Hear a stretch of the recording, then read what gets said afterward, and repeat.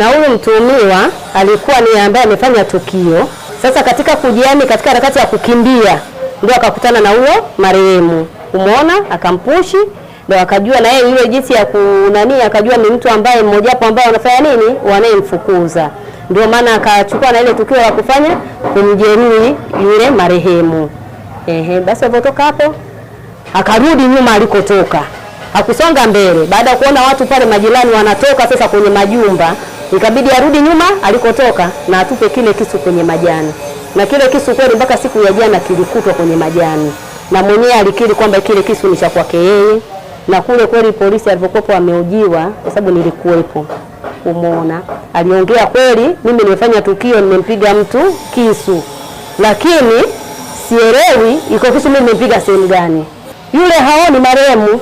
Umeona, kwa hiyo hata tembe yake kwa sababu ile sehemu ameizoea, anaenda kwa hisia.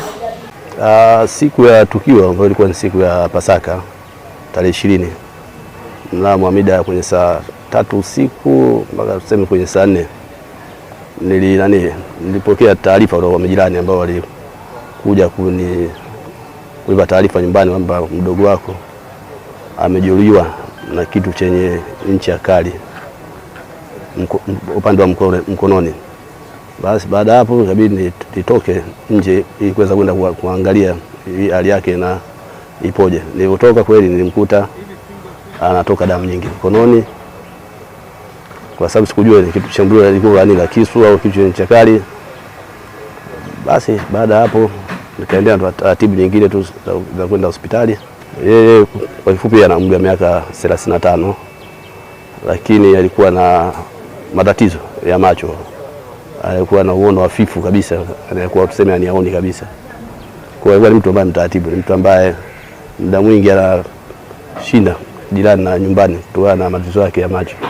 Na hivi vitu vinavyotokea kwa kweli tunaomba serikali kwa kweli tusaidie. Inatisha sana.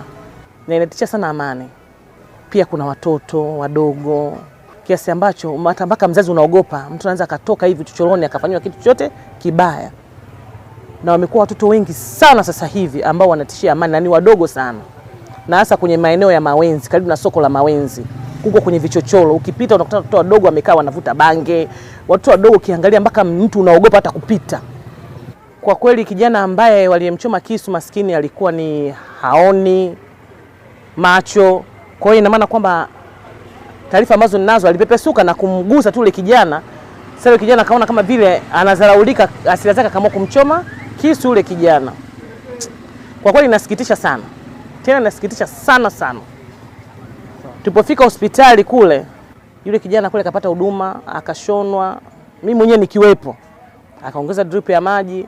Tukajua kwamba ataendelea vizuri kwa sababu tumefika naye mpaka hapa nyumbani, alinyanyuka, nikimuona mimi mwenyewe, akatembea kwa miguu yake. Lakini nahisi damu zitakuwa zilitoka nyingi sana sana sana. Labda tungepata wazo kumuongezea damu tungekuwa labda maisha yake maskini ya Mungu. Uvunjaji wa nyumba kwenye madirisha, kwenye milango sio sana. Na hakuna kwanza sijawahi kutokea tukio kama hilo. Ila tukio la uporaji na uchomaji visu ndio umekithiri sana katika mtaa huu.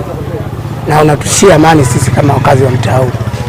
Na tulishaenda kuripoti sehemu mbalimbali za polisi. Mpaka tutaka sasa kwa yule mwenyekiti wa kwanza alipita, tulikuwa tumefanya mpango wa kuunda kama vile serikali ulinzi shirikishi katika mtaa.